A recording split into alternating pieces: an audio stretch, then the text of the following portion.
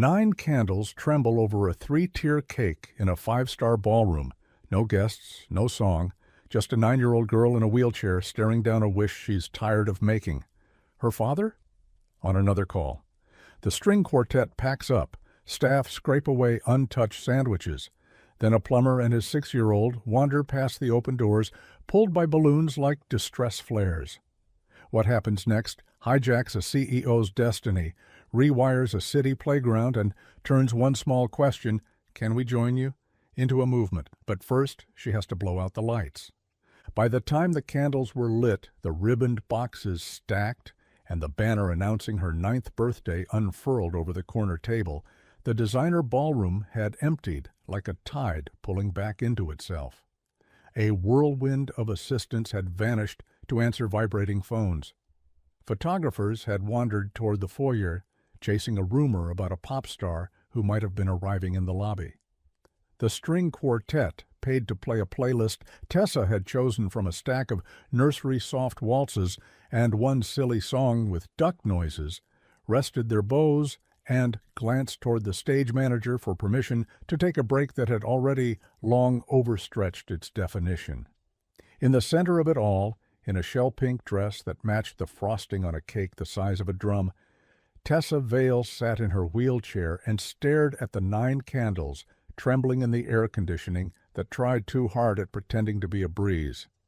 Outside the floor-to-ceiling windows, the city moved as if nothing inside this room mattered. Yellow cabs stitched themselves through the avenues. A delivery guy with a crate of raw oysters ran across the hotel's loading zone.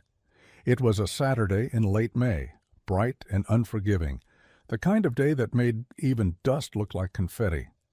Inside the ballroom, the sky-glittered light found the girls' dresses arranged and abandoned across chairbacks and threw jewels into the pile of party favors that hadn't been claimed. The cake knife lay beside the 3-tiered confection covered in meringue swans, unused and shining like a sword in the stone. "Where is everyone?" Tessa asked, because the silence had grown a skeleton and stood in front of her with a name.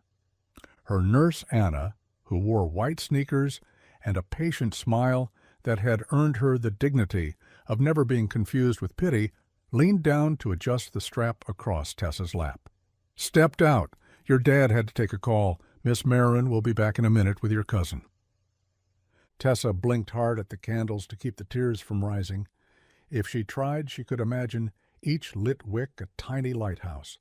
If she tried harder, she could pretend the lights were for her and not ferociously for nothing. She had chosen the cake herself. She had chosen the theme and the paper crowns with the little gemstone stickers and the goodie bags with hand cream and lip gloss, because her friends had told her they were absolutely sick of childish candy in cheap plastic pouches. She had said she was fine with the hotel ballroom instead of the park because, well, the park was complicated now. The path to the swings was gravel, and her wheelchair caught stones like teeth. She had said she was fine with all of it because that's what made everything easier for everyone else. And now she sat in front of a lake of sugar with 9 tiny bonfires, scolding her for discovering the part of the truth that was shaped like a knife. Most people did not know how to show up when the party had ceased to be a story they recognized. A camera flashed at the far end of the room.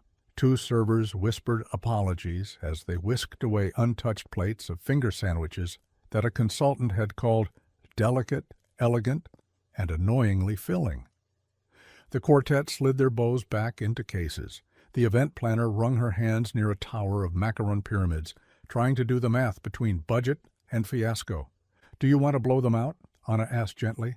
"I can find a few people to sing." Tessa didn't answer. She leaned forward as much as the lap belt allowed and stared at the cake. The candles trembled. Her breath would put them out. Her breath would end the only thing still happening.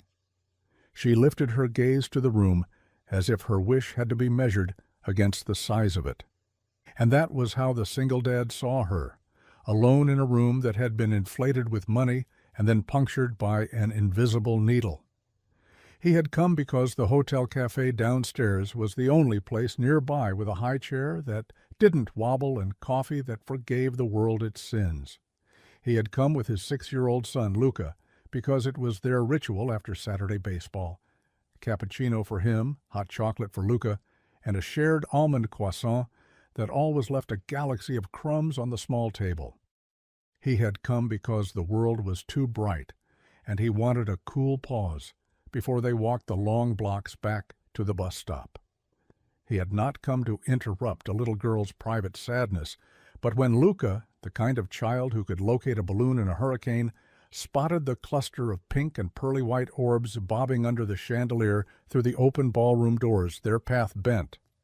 "Papa, balloons," Luca reported with a reverent whisper, as if they were rare birds that might startle and take flight. "Those are some balloons," the father said, following his son's gaze. He was dressed in jeans, a black T-shirt with a collar that had surrendered its crispness last year, and sneakers that had learned to know rain immediately. He had a face that had been handsome and then had to become practical. The scar near his left eyebrow was from a ladder, a roof, and a decision he had overcorrected when the wind joined the conversation. His name was Jonah. At the entrance, a staff member with a headset started to angle toward them with a firm smile reserved for crashers. Jonah raised his hand in apology. "We're just looking," he said. "We're not—" "It's a private event," the staffer said softer. When he noticed Luca's pleading eyes, "I'm sorry." Across the room, Tessa made the smallest sound, the hum of a wish too proud to be mistaken for a cry. The staffer glanced toward her and then back at Jonah, and the rules sagged under the weight of what the man in the headset had seen in the little boy's eyes and the little girl's shoulders. He stepped aside. 2 minutes, he said, in and out. 2 minutes was enough to cross the kind of distance money draws around people. 2 minutes was enough for eyes to meet and recognize the shape of loneliness, no matter the shape of the chairs beneath them. Jonah hesitated. He did not crash parties, and he definitely did not cross velvet ropes armed with nothing but hope. But Luca tugged his hand, and together they walked into the ballroom with the gentle engines of their hearts humming in their chests. Up close, the cake looked like an enchanted island, and the girl in front of it looked like a small navigator who had been handed a map with all the wrong lines. She had brown eyes that were entirely too serious, and hair that had been combed and then tucked behind her ears with pink barrettes shaped like stars. The chair she sat in had a name and a brand and wheels that glinted. Jonah had seen similar chairs at the clinic where his mother went for physical therapy after her second knee replacement. He knew exactly nothing about this girl, and he knew everything about the way silence behaves when a room forgets a child. "Hey," Jonah said, voice bright but soft. He crouched so his eyes matched the height of hers. "We were just leaving, but my son saw your balloons from the hallway, and he's convinced they're sending out Morse code." Tessa blinked, the flicker of a real something in her gaze. "What are they saying?" Jonah pretended to translate. "They're saying, 'Please do not pop us, we have families.' And also maybe, 'Happy birthday?' Definitely that." Luca, who had ducked behind his father's shoulder to assess the situation the way small animals assess thunder, took a breath and came into view. "Happy birthday," he said quickly, like a confession he was proud to make. "Thanks," Tessa said. The thanks had a tremor, but it had dignity, too. "It's okay, you can come in, it's kind of... well, no one is here." "I see some people," Jonah said, looking around as the staff pretended to be furniture and the event planner pretended to be invisible. "They work here," Tessa said. Her eyes went back to the candles. "My dad was supposed to... he's just on a call." Jonah swallowed. The sentence wore the exact same shape in his home sometimes. In the morning, when emails arrived in a river, and at night when calls didn't even knock before letting themselves in. He knew better than to speak about a father to a child when he didn't know the story, but he had learned that question, if it was small enough, could be a bridge rather than a shove. "Would it be okay?" he asked, his voice catching because he felt suddenly as if he were proposing a marriage between strangers. "If we joined you, just for the song?" Anna straightened, relief slipping across her features. She had been planning to sing solo if she had to, and the idea had made her lungs turn anxious. Tessa looked from Jonah to Luca and then to the cake, as if the three were actors in a play she had not auditioned for, but suddenly wanted to see what happened. She nodded once. "Okay," she said, "but you have to be loud." "Deal," Jonah said, and his smile was the kind that mended things even if only temporarily. He turned to the room. "Hey," he called to the staff, to the quartet, to the event planner, to the man with the headset, and the woman in the sequined blazer who had been sent to ensure sequins existed in all appropriate rooms. "It's somebody's birthday. You want in?" Rules are made of paper when something better asks to be written. The quartet reassembled as if they'd been insulted by silence. The event planner clapped twice like a fairy godmother rediscovering her wand. The servers set down plates and picked up voices. The woman in sequins kicked off her heels behind the dessert table and liked herself more for it. The staffer with the headset did quick mental math about the manager and then decided to be a person instead of a policy. Jonah picked up Luca and set him at the edge of the table so he could see the top of the cake without leaning. Anna repositioned the wheelchair just so. Tessa lifted her chin. For a moment, the city outside forgot to be more important than this room.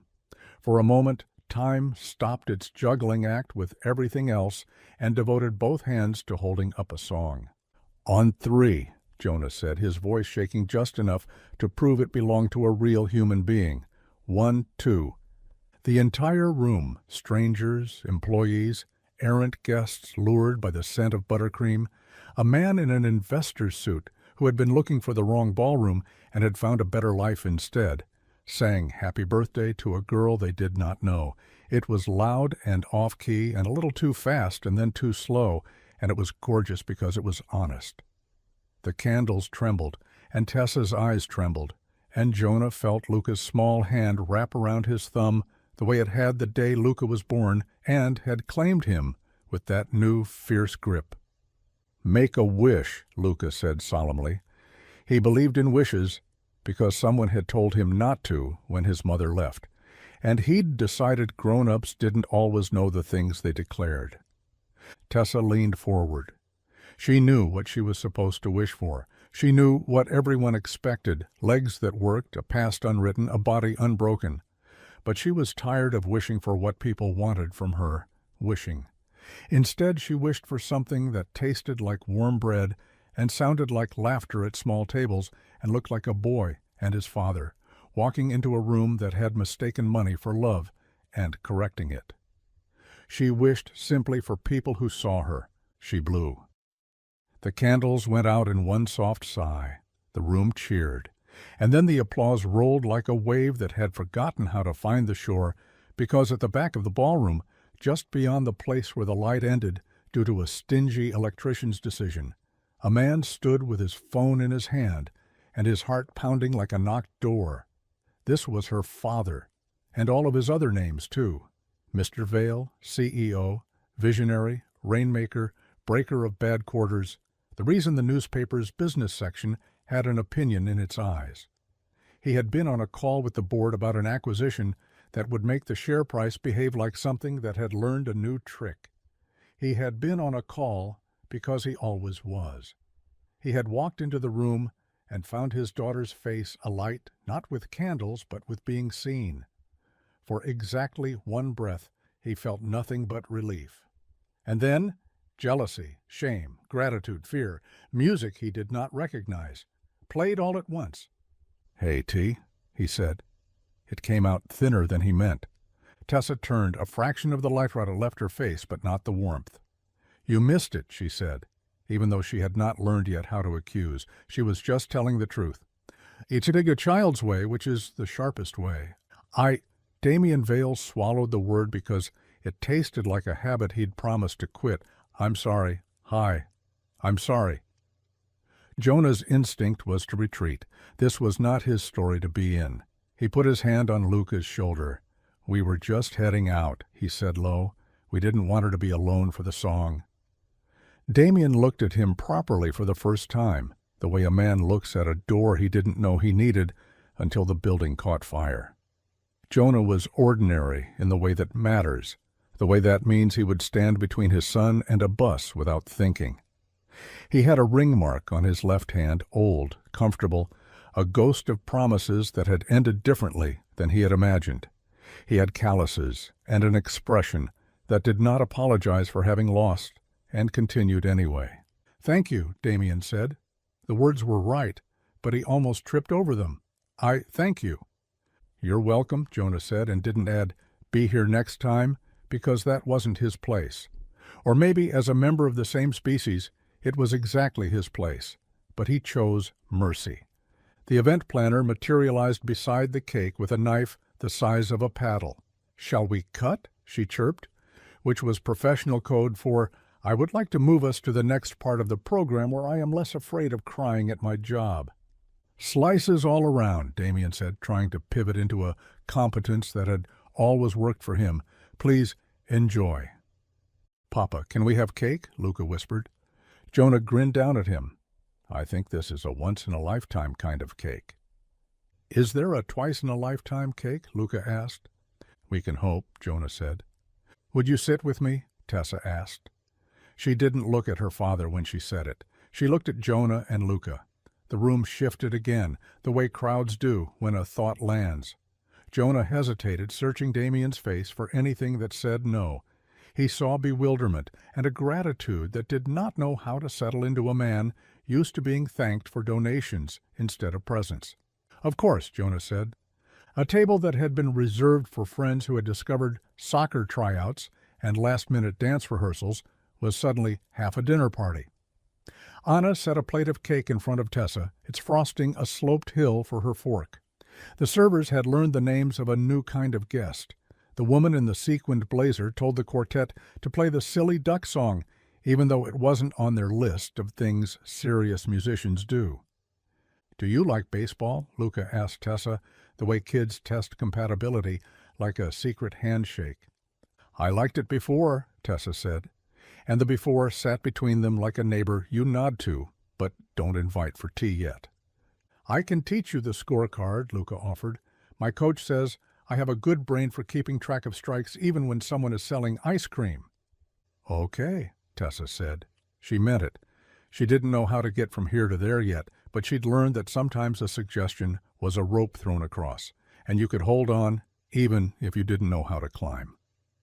Damien watched his daughter talk to a boy he didn't know and a man whose face looked like a solution to a problem he had never admitted he had. He stood there long enough for the champagne to become room temperature. He stood there long enough for Anna to give him a look that was both invitation and indictment. It said, "Sit down and be a father." He sat. He folded himself into the chair as if it might say, "You can't afford me." But it didn't. He glanced at Tessa. She cut her cake carefully, the way she did everything now, with a patience that had grown a spine. "I'm sorry," he said again, this time to her alone. "You missed the song," she replied, "but you're here for the cake. Is that okay?" She considered it. Her fork hovered in the air like a conductor's baton. "I don't know yet," she said. "You were on the phone." "I was?" He could say it had been important. He could say a lot of things. Instead, he looked at her and told the truth. That fit. "I didn't want to miss the song. I did." "You always say you don't want to," she said. Her gaze was steady and 9 and older. But the saying and the doing haven't met. The fork in his hand scraped the plate, the small sound loud in his chest.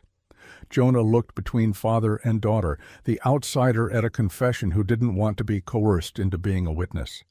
He cleared his throat softly to say, "I'm here, but not to be more than this moment needs me to be." "What's your name?" Damien asked him, because he needed to name the man who had sung to his daughter. "Jonah." "Thank you, Jonah." "You said that already," Luca reminded. "I mean it twice," Damien said. "Maybe 3 times." "That's a lot," Luca said, impressed. "Maybe not enough," Damien murmured, and surprised himself with how much he meant it. They ate cake. They made conversation out of sugar and nerves.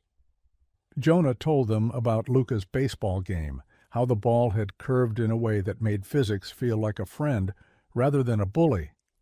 Tessa told them about the cookies Anna had taught her to make, how you could burn the edges on purpose and pretend it was a style with a French word. She skipped the part about how the oven door felt like the lip of a cliff. Damien told them nothing about the acquisition because it felt vulgar to invite the market to his child's table. He asked Tessa who had come earlier. She listed names, then the reasons they had left: dance class, dentist appointment, a tummy ache, allergies, an emergency with somebody's grandmother that probably wasn't actually a grandmother, because 12 minutes later, the emergency had posted a selfie at the zoo. Each reason was a stitch unraveling, and Jonah, who had mended jeans enough to know where patience goes when it needs a problem to solve, tried not to let his face become an op-ed. When it was time to go, because the staff had to reset the room for a charity gala, ironically in support of children with complex medical needs, Tessa asked Jonah and Luca to take 2 balloons each. They'd be sad if they had to stay, she said earnestly, and that was how you knew she was still 9. We'll take good care of them, Jonah promised. He tied the ribbons around his hand and felt ridiculous and holy at once. Happy birthday, Tessa. Thank you, she said. She wanted to hug them both, but hugging was complicated now, too. So she did the thing she had learned from Anna, the thing that crossed space without touching. She looked them in the eye and held it for a heartbeat longer than people usually did to say what arms used to say. Luca grinned with all his teeth, which were currently in various legal negotiations with the Tooth Fairy. As they left, Damien stepped toward Jonah. Could I? He stopped because he had been about to ask for a card. As if this were a networking breakfast, he started again. Would you? I don't know the protocol. My daughter, this meant something to her. To me. Jonah shrugged lightly. There's no protocol. You can just show up. I'm not always good at that, Damien said. Learn, Jonah replied without malice. You can. It's not physics. He almost added, my wife left because she wanted a man who could afford things.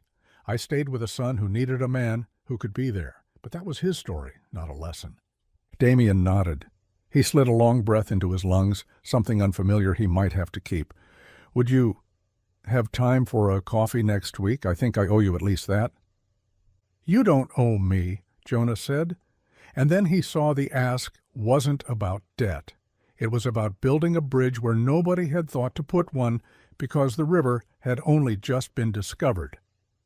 He looked at Luca, who nodded as if he had a vote. Okay, sure. They exchanged numbers like ordinary men. They said goodbye like neighbors who had found themselves on the same porch during a storm.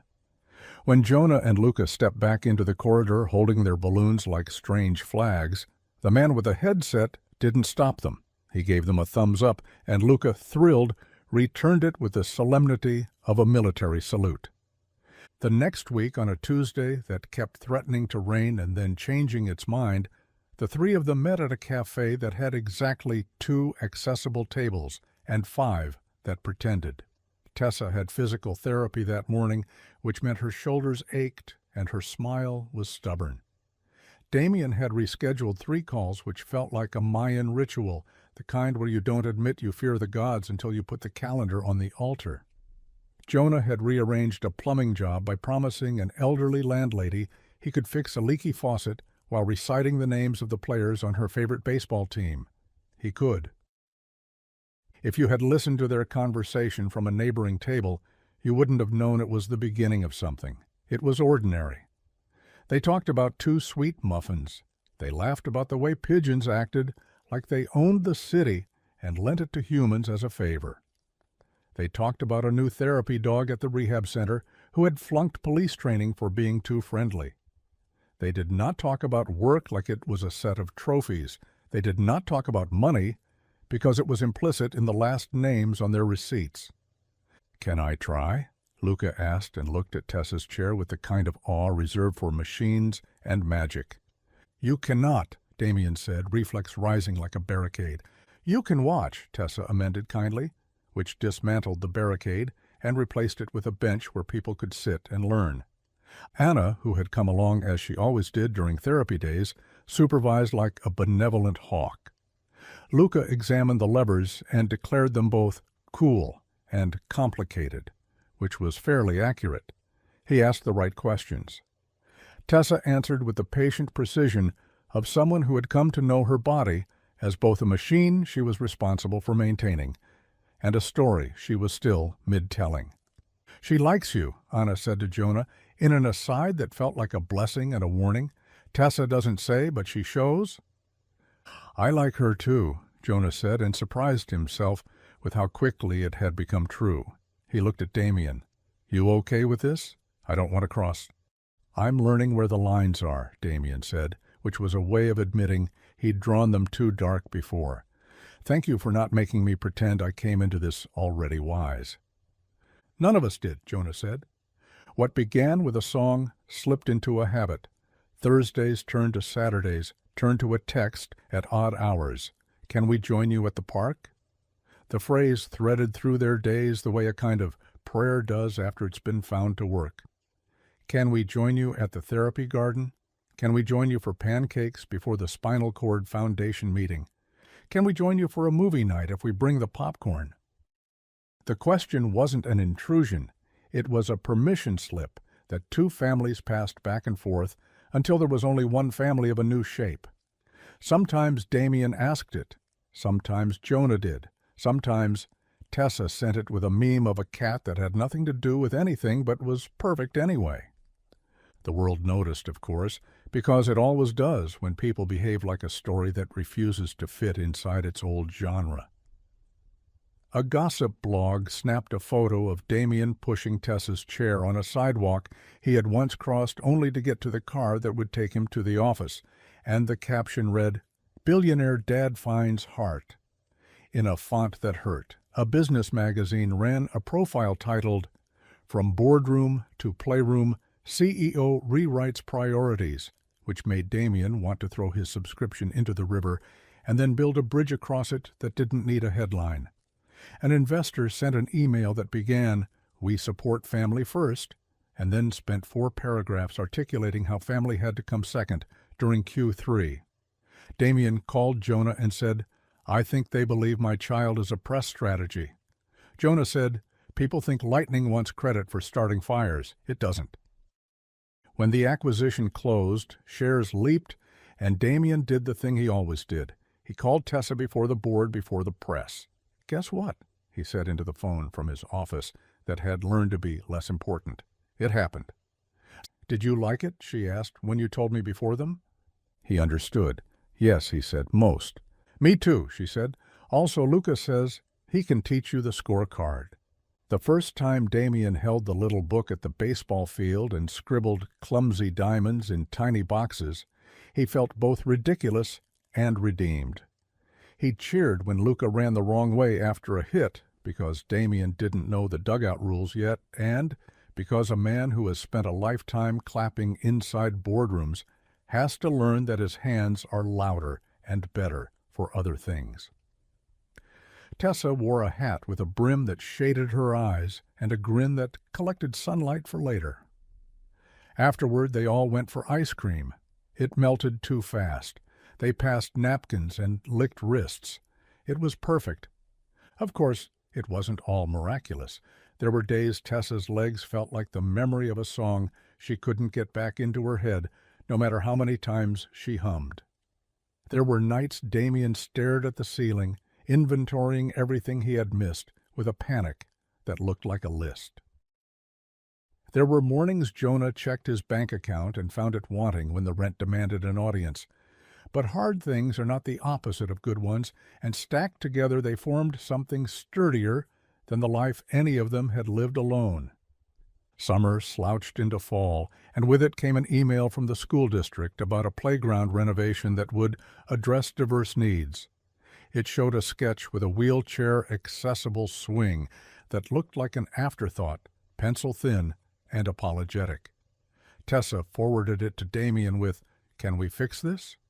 Jonah read it over his shoulder and said, "We can fix anything that's made of bolts and ideas." And for once the sentence stretched across who they were and what needed to be done. They didn't sue the district. They didn't call a press conference. They showed up at the committee meeting with tea for the cranky members and a stack of designs from an architect Damien's company had underutilized for years, a woman named Priya, who had been waiting to draw something that wasn't made of only steel and ego. They held listening sessions where actual disabled kids drew their dreams in crayons that broke, because crayons always do, and the adults remembered to hand them new ones without saying sorry, like the breaking had been the children's fault. They argued with a vendor about the incline a ramp needed to feel joyful and safe. They hosted bake sales and wrote checks. They got blisters. They got a plaque wrong and laughed about. They named the new playground the Together Yard, and when somebody said it was a little on the nose, Tessa said, "Well, that's where noses go," which ended the conversation because she was right. On the day it opened, the mayor cut a ribbon with comically large scissors, and the news cameras captured kids running and rolling and swinging without an apology in sight. Damien stood beside Jonah and squeezed his friend's shoulder hard enough to say what men sometimes fear words can't contain. Tessa and Luca collaborated on conquering a low rock wall with handholds shaped like animals. Anna cried just enough to make her mascara remember it had a job. Afterward, a reporter asked Damien how much the project had cost, and he surprised himself by shrugging. "Less than a few of our meetings," he said. "More than a few of our bad ideas. Exactly worth it." That night, Damien poured coffee into a mug that had a chip in it he chose to keep. Imperfection as a reminder, a practice. He opened a blank document on his laptop and wrote an email to his board. He proposed a foundation, not one named after him, because he had lived long enough to know names are heavier than they look. One named after the question that had become their manifesto: Join you. The mission was simple and impossible: to find the spaces where a child sat at a cake alone and build bridges, benches, maps, ramps, songs, schedules, anything that meant the next time they would not be alone. He typed the words and didn't send it. He closed the laptop and walked to Tessa's room because this, he had learned, came first. She was awake, reading a book about a girl detective who solved crimes with a dog who didn't believe in clues but believed in people. "You okay?" he asked, the new ritual that wasn't a line he recited but a door he left open. "I'm good," she said. "Want to hear something funny?" "Always." "Luca says he likes the duck song best, even though he's 6, she said and giggled, as if the word 6 had just discovered it was made of letters. "That is funny," Damien said sagely. "It's almost ridiculous, in fact." "I like it too," she admitted, "but don't tell him. He'll use it." He sat on the edge of her bed, careful not to bump the chair parked like a magic carriage beside it. "Can I try something?" he asked. "What?" "Can I tell you about something I want to do, and you tell me if it sounds like what a person should do, or what a man says when he's trying to feel better without being better?" She considered this. "Yes," she said, "but you have to be okay if I say the second one." "I promise." He told her about the foundation. He told her about the playground. He told her about the way the words, "Can we join you?" had rewired him. She listened, chin propped on fist, and then she bestowed the only blessing that mattered. "If you make meetings the same time as movies," she said, "it's the second one. If you make meetings for things that open spaces, it's the first." He laughed, the kind that unknots the stomach. "Okay, first one it is." In the months that followed, the Join You Foundation poured ramps like rivers into places that had forgotten water. It funded small things that meant the world, transport vouchers for families who needed to get to clinics that had the machines that made miracles. It hired social workers who weren't allergic to paperwork. It paid for singing lessons for a girl who had decided grief was a song with too many verses. It put benches at bus stops where benches had been deemed encouragements to loiter, because sometimes the difference between giving up and going is a place to rest.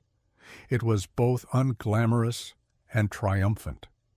It was exactly what he had promised his daughter. It wasn't a speech, it was a schedule. Media tried to make it grand, Photos were taken and captions written. But there's a quality to doing something that matters that cameras can't eat, the small heat that builds under a day when someone is seen and doesn't have to put on a costume of gratitude to be allowed to exist. Jonah watched it happen at the rehab center when a kid who had been too tired to try the parallel bars asked if the new music playlist could include the Duck song, and the therapist said yes, like a yes that belonged in a museum. Not everything was saintly. There were nights when Damien snapped at an assistant who had scheduled a donor dinner at the same time as Tessa's school recital, and then he had to apologize to both of them with a sincerity that had become his muscle. There were mornings when Jonah forgot he was allowed to ask for help because a lifetime of not asking had calloused his throat. There were afternoons when Luca envied the kids who didn't have to plan their parks around surfaces and slopes. There were days when Tessa hated her chair for no reason that was truly about the chair, and every reason that was about everything else. And still, as winter flirted with the city and left a wet kiss on the sidewalks, a new kind of ordinary built itself. On a Tuesday that couldn't decide between rain and sun, a reporter asked Tessa if her father was her hero now. She blinked at the question because it had too many stickers in the wrong places. "My dad is my dad," she said. "He can be that." Jonah, who had been standing nearby pretending to be fascinated by a vending machine, laughed out loud because it was the noblest answer. Damien, hearing it later in a clip someone sent, felt his lungs find a cadence they could keep. On the anniversary of the party with the lonely cake, they decided not to host a ballroom event. They rented the Together Yard for 4 hours between a preschool field trip and a group of teenagers who had claimed the corner by the slide as their hangout and therefore owned it entirely. They strung bunting from the handrails. They ordered pizza. The cake was smaller this time, perfect for the number of mouths that would be there and the number of mouths that would wander in, because children intuit where sugar is being used as a metaphor for love. They invited friends from school who had learned how to show up like they were being graded on it and wanted an A for once. They invited therapists and nurses and the women from the bakery who had learned to cut slices that didn't make anyone feel like an afterthought. They did not send a formal invitation to the city, but the city came anyway because the first rule of joy is that it leaks. A bus driver who had watched them from his route stopped during his break and taught the kids how to play a game with coins that made math less lonesome. A street guitarist leaned on the fence and improvised a blues about the superiority of foldable strollers. 2 teenage girls in oversized sweatshirts taught Tessa how to do a hand dance from a video app that had failed to anticipate wheelchairs and therefore got to learn something new that day. The candles were lit again, 9+1. The song was louder because people remembered the key isn't hitting the notes, it's hitting the presence. Jonah sang off-key with the confidence of someone who knew he was in the choir that mattered. Luca harmonized with the pigeons, which was to say he squeaked and pecked the melody to pieces and then put it back together. Damien sang too, this time from the beginning, this time without thinking of a single email that could survive 1 more minute without him. Before she blew them out, Tessa looked around. She saw Anna fake glare at a teenager climbing the rail with the air of a cat. She saw her father clutching a paper plate with a seriousness that made her grin. She saw Jonah laugh until he folded in half, because Luca had told a joke about ducks that was not good and was perfect. She saw 2 kids she didn't know laughing while pushing each other in an accessible merry-go-round that spun slow and safe, and everyone felt like they mattered. She saw the playground, the benches, the ramp that arced like a promise. She saw, simply, a room without a ceiling. When she blew, the candles went out with the soft sound of something that knows when to end. The cheer rose.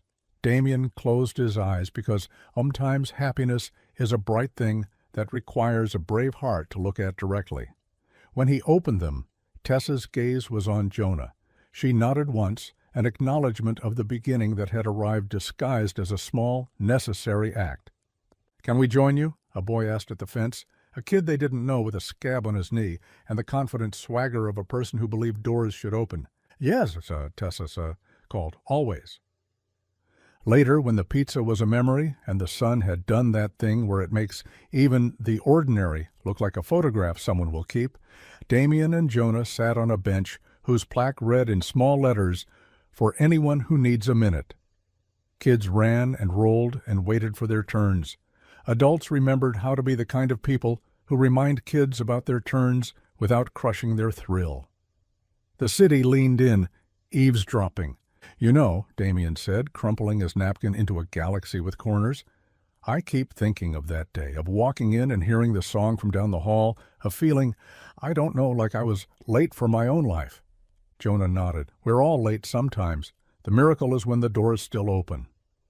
"Thank you," Damien said, again always. "You can stop thanking me," Jonah said, and nudged his shoulder with the comfortable affection that had grown between them, like ivy. "You're here." "Sometimes I want to do more," Damien admitted, as if money could make up for. "It can do some things," Jonah said, "but the day you think it can do all, bring me a wrench. We'll get rid of that leak." Damien laughed, surprised by the sudden joy that flushes a man who discovers he's allowed to be less than his ridiculous expectations. "Deal." At the far end of the yard, Tessa and Luca sat with their backs against the same low wall, their heads angled toward each other in conspiracy. They were designing a flag for the foundation, an inside joke that had become a real project. "We can put a ramp in the middle," Luca suggested, sketching in the air with his finger, "and the words 'Can we join you?' on the bottom, but not like rules, more like a hello you can see from far away." "And a duck," Tessa added, dead serious. "Just one, hidden." "Easter egg," Luca agreed, "like in movies." "Like in life," Tessa said. "You look for them, you find them." Under the bench someone had dropped a single pink balloon ribbon. It moved in the city's breath, a small whisper of a day when candles trembled, and a stranger's question had become a prescription for everything that followed. In a skyline of steel and schedule, in a life stacked with obligation and advantage and the new algebra of what mattered, a little girl had been seen. A father had arrived late and then finally on time. A man who fixed pipes had asked a question that fixed something bigger.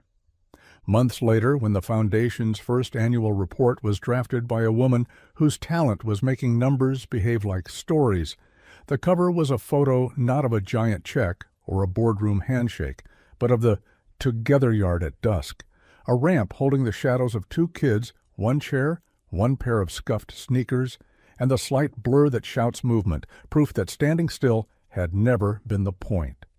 The title was 3 words, no tagline, no clever, just what they had learned to ask again and again until it had become a way of practicing the world. "Can we join you?" Inside the report, under the section boring to most people and sacred to those who had waited too long for a line that saw them, a small paragraph described how the Foundation decided where to go next. It read, "We go where a chair parks at the edge and waits. We go where a boy with a scab on his knee asks, 'Can I come in?' We go where mothers do not try because the path lied to them once. We go where teachers wish for a bell that signals not the end of class, but a beginning. We go where dads are late and then come early. We go where a cake hardens under air conditioning because no one knew how to text yes. We go, and then we stay." Tessa sat with her father and Jonah at the kitchen table the night they read the draft. A candle burned in a short, honest glass. Anna was off. Luca slept in the living room in a nest of blankets and 2 abandoned action figures who had stopped fighting each other to join the fight for naps. They read the words and let the quiet after them be part of the sentence. "What did you wish for that day?" Damien asked, finally, because he could now. "When you blew out the candles?" Tessa smiled, the kind that carries a secret and shares it at the same time. "I wished for people who see me," she said. She shook her head lightly. "But I didn't know people could be wishes that came to find you first." Jonah raised his coffee cup. "To wishes that aren't magic," he said. Damien raised his glass, too. To showing up. Tessa raised her milk. To joining, she said. Always. And they clinked, and it was the best toast, the kind that arrives without corks or cameras, in a small kitchen that had learned to hold more story than any ballroom could. The city outside slept in some places and paced in others. The foundation emails multiplied in an inbox that could wait. The chair sat silent, trusted. The night kept its secrets and shared a few. A ribbon of a pink balloon lay forgotten on the counter where someone had tied it and then untied it when they realized you can't put joy on a leash. And somewhere, in a room where a child sat at a cake, a door shifted in its frame, a hinge loosened, a song began. The first complication arrived not as a headline, but as an email that sounded like a cough someone tried to hide in a concert hall. It came from the general counsel's office and was CC'd to 8 people who were paid to be alarmed at the right times. Subject line: Potential conflict of interest regarding Join You Foundation vendor selection. It was the kind of phrase that could bore a person to sleep or wake them at 3 a.m. with a pulse shaped like footsteps. Damien read it twice at the kitchen table, while Tessa stacked playing cards into a house that was stubbornly a bungalow. The email alleged that one of the playground equipment suppliers the foundation had chosen had previously been involved in litigation over faulty harnesses. A rival vendor had sent a courtesy note, implying that Join You was blithely repeating the mistakes of feel-good projects everywhere. It was part warning, part threat, and all theater. The old Damien would have forwarded it to 5 lieutenants and made a private decision in a room that echoed. The new one closed the laptop and looked at his daughter's hands, steady, placing a card like a whisper on a roof that might hold if the air agreed to behave. "Want help?" he asked, which was a sentence about the cards and also not at all about them. She nodded, slid the deck across, and together they discovered the trick wasn't perfect form or sterner ceilings, just patience, and accepting the lean without resenting it. Later, he opened the laptop again. Instead of replying with signatures and shields, he wrote to the team and to Priya, and to a list of small voices who had become loud by virtue of not leaving. "We pause all purchases until our own standards, not the industry's reputation, bless them. We invite the most annoying auditor we can find to try and break our specs. We tell the truth in public. We join the criticism. The board would not love this. The donors would not get the ribbon-cutting photos as soon as they liked." But Tessa's laugh, when the card house stood 3 stories tall and then chose to be wind, taught him what mattered. You build things to be used by real people in real air, which means you prefer honesty to speed, and you take the wind into account not as the enemy, but as part of the weather you design with. The second complication came wearing cologne, and an apology rehearsed so many times it had lost its laces and fell off mid-sentence. Jonah's ex, Mara, showed up at the baseball diamond on a Saturday when the heat made adults hum with impatience. She stood behind the chain-link fence with sunglasses that meant business and a tote bag that meant she wasn't staying long. Luca saw her first, the way kids always detect the shift in pressure before thunder. He blinked, reoriented, and lifted his hand halfway in a wave that looked like a question. Jonah's heart did its complicated math. Protection plus curiosity minus old vows multiplied by new boundaries equals something you feel in your molars. He walked over holding a paper cup of water and a gentleness he had learned on purpose. "Hi, Mara," he said, and found he didn't hate saying her name. Her voice wobbled. I heard he's doing okay." Jonah nodded. "He is." She glanced past him and at the field, at Luca tapping his cleats on the base like a code, at Tessa in her chair under a shade tent, book in her lap, hat cocked at a decisive angle. "I'm sorry," she said suddenly, and the words were heavy with the weight of things she could never put back. "I wasn't good at this. I wanted something easier. I didn't know easier doesn't exist." Jonah exhaled. He had practiced this conversation in his head for months and had never gotten to the line where he didn't want to win an argument. "He needs people who show up," he said simply. "We all do." She nodded, a little broken, a little brave. "Can I join?" she asked, and the word belonged to their new religion. "Not today," Jonah answered, "because this altar required patience too. But you can call on Tuesday. We can talk with him. Together." He walked away not triumphant, but steadied, and when he returned to the tent, Tessa looked up from her book and handed him a page she'd marked. "There are no villains in this chapter," she announced. "Only people who got lost and are being nudged toward a map." He ruffled her hat brim. "You're dangerous," he said affectionately. "You weaponize metaphors." At school in the fall, Tessa was assigned a group project that involved building a model community with cardboard, glue, and too much glitter. The instructions were simple: include homes, a school, a park, and transportation elements. The boys planned a monorail. One of the girls lobbied hard for a cupcake shop with a slide. Tessa quietly drew a rectangle labeled "Bus Stop with Bench and Shade," because waiting is a long verb. When she presented it, a boy said, "That's boring." She said, "So is breathing until you can't do it." The class went quiet because sometimes clarity announces itself like thunder. The teacher, who had learned to love the way Tessa placed doors into conversations, asked if they could test the model. "How?" someone scoffed. "It's cardboard." Tessa wheeled to the front. "We pretend," she said. "You be a person carrying too many bags. You be someone whose leg hurts, but you don't tell anyone because you think you're supposed to be tough. You be a lady with a stroller and a kid who ate too fast, and now we live with the consequences." They enacted it clumsily, the way play turns into practice. The bench became not boring, but the hero of the scene. The shade made even the monorail seem like a shadow of glamour compared to comfort that lands where it's most needed. When the project went to the district showcase, a designer from the city's transit office walked by and picked up the little bench like it was a reliquary. "We forget this," he murmured, "a place to wait that doesn't punish you." Tessa, who by now accepted that life had turned her into a person who said true things whether or not adults were prepared, supplied his conclusion. "We can remember," she said. "I know a foundation." He took a card. He brought it to a meeting. Months later, benches sprouted like kindness in 3 neighborhoods, and someone who had never met Tessa texted a photo to the foundation number with the caption, "This saved my feet and my will to keep going. Thank you." It was posted in the office kitchen next to a Polaroid of the first Together Yard slide, next to a crooked child drawing of a duck. The boardroom was, as predicted, less charmed by the speed at which Damien's priorities had pivoted. He had not abandoned the company.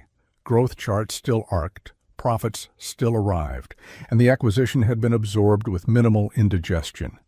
But the hours between 7 and 9, and then 5 and 8, had become suddenly unavailable to dinners that trafficked in performance. "We need more of you," a board member said during a quarterly review, performing concern with the lacquer of collegiality. "We are getting you," Damien replied levelly. "The company is getting the version that remembers why we build anything, to serve people who might otherwise be forgotten. The market is getting a steady hand and a spine that doesn't only bend toward numbers. I'm allocated." The member who had once phoned him on Saturdays, judging his response time, looked indigent and then resigned. New metrics appeared, the kind that looked soft and were steel. Employee retention improved after he refused to allow the kind of hero hours that created legends and destroyed families. Customer satisfaction rose when their product roadmap stole a page from the Together Yard and prioritized ease-of-use ramps over show pony features. He quietly instituted a policy.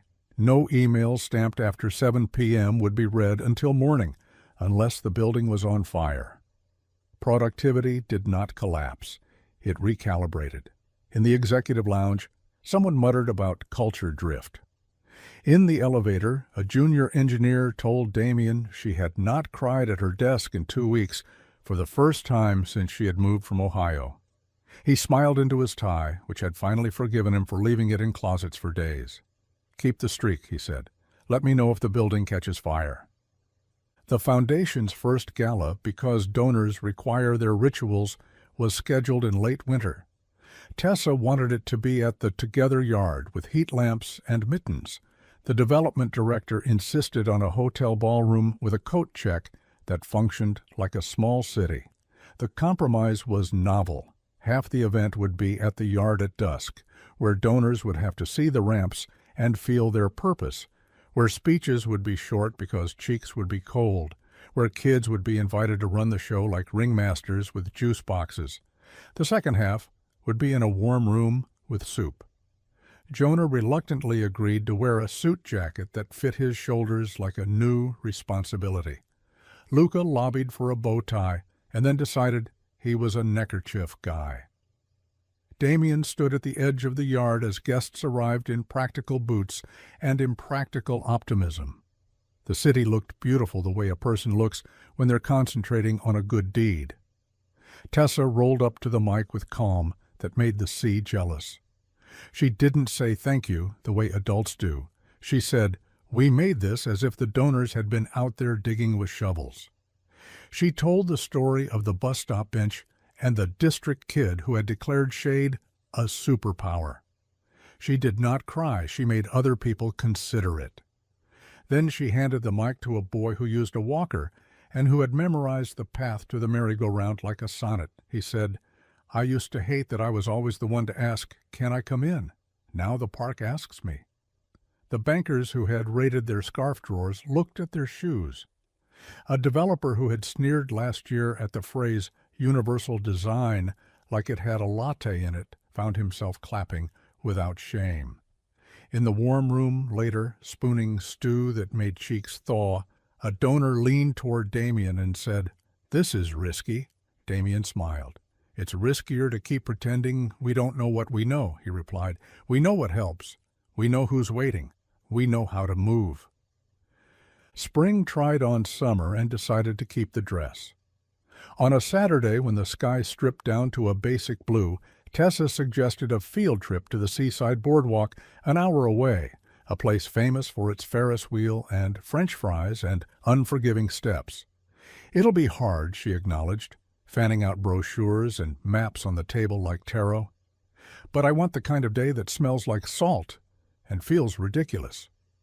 Damien looked up accessibility info like a man solving a heist. Jonah called ahead to ask if the boardwalk's ramp, promised in a press release, actually existed or existed only in the tender heart of a PR intern. Anna packed twice the snacks anyone would admit they needed and 3 wet wipes for every predicted disaster. When they arrived, the boardwalk was a study in nostalgia and negligence. The ramp was real but angled like a dare. They went anyway. Strangers stared and then remembered their manners. Seagulls negotiated rights to any unattended item that resembled food. Luca threw a ring at a bottle and missed with panache. At the edge of it all stood the Ferris wheel, spinning slow like a clock that forgave you. "Can we?" Tessa whispered, even though the answer was written in a list of protocols in Anna's bag. Anna lifted her eyebrows at Damien. He looked at Jonah. Jonah looked at the sky, which was no help at all. "We tried," Damien said. The operator had arms like bridge cables and the softest voice. He stopped the wheel. He showed them the wide car. He listened with his whole face. He adjusted the tie-downs. He said, "Tell me if anything is wrong," and meant it. They rose. The city shrank to a necklace on the horizon. The ocean unfurled like a secret it had been aching to share. Tessa's breath turned visible to those who loved her. At the top, the wheel paused. "This is a terrible idea," Jonah murmured, grinning, because love is often identical to being terrified together. "This is the best idea," Tessa corrected. Luca pointed out a shape in the water he was certain was a whale, but was probably a buoy with delusions. When they came down, the operator's eyes shone. "Come back," he said, as if he had been upgraded by their risk. "We will," Tessa promised. "We bring more people." The next week, the Foundation wrote a guide, Boardwalks and Wheels, a field manual for fearless families.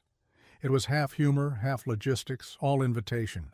It lived on their website and in the hands of people who had almost decided adventures were for other people.